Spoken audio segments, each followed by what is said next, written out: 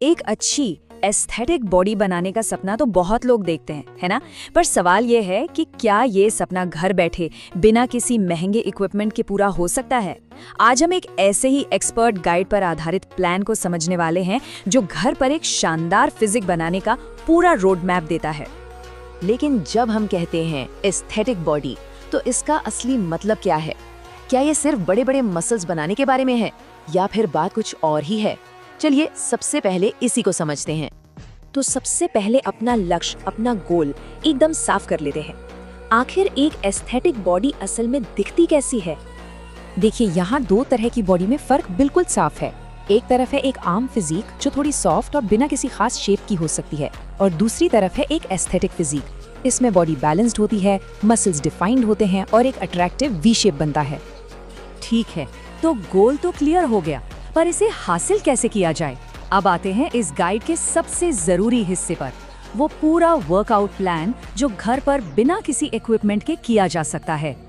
Plan का पहला हिस्सा है अपर बॉडी पावर। इसमें हम पुश और पुल दोनों तरह के एक्सरसाइज को बैलेंस करेंगे। अलग अलग तरह के पुशअप से चेस्ट, शोल्डर्स और ट्राइसेप्स पर काम होगा। वहीं डॉर्वे रो जैसी सिंपल एक्सरसाइज से बैक और बाइसेप्स मजबूत होंगे, जिससे अपर बॉडी को एक कंप्लीट और बैलेंस्ड लुक मिलेगा। अब आते हैं उस वी शेप पर जिसकी नींव एक मजबूत कोर से ही बनती है। लेग रेजेस, प्लैंक और माउंटेन क्लाइंबर्स जैसी एक्सरसाइज सीधे एब्स पर असर करती हैं। ये सिर्फ सिक्स पैक एब्स की तैयारी नहीं है, बल्कि यही वो एक्सरसाइज हैं जो शरीर को वो आकर्षक वी शेप देने में मदद करती हैं। एक शानदार फिजिक मजबूत पैरों के बिना बिल्कुल अधूरी है। अक्सर लोग लेग्स को इग्नोर कर देते हैं, लेकिन बॉडी वेट स्क्वाट्स, लंजेस और वॉल सिट्स जैसी एक्सरसाइज पूरे शरीर को ताकत और स्टेबिलिटी देती हैं।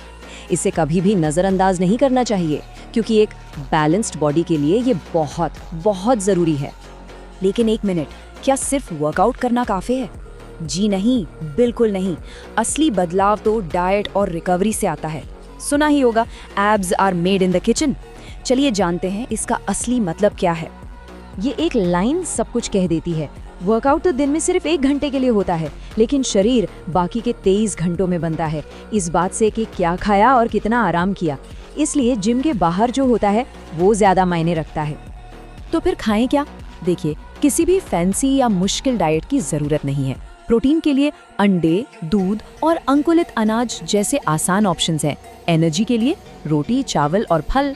बस एक बात का ध्यान रखना है, खाना साफ हो और घर का बना हो। और हाँ, एक छोटी सी चीज जिसे कभी नहीं भूलना है, पानी। दिन में 3 से 4 लीटर पानी पीना परफॉर्मेंस और रिकवरी दोनों को जबरदस्त बूस्ट दे सकता है।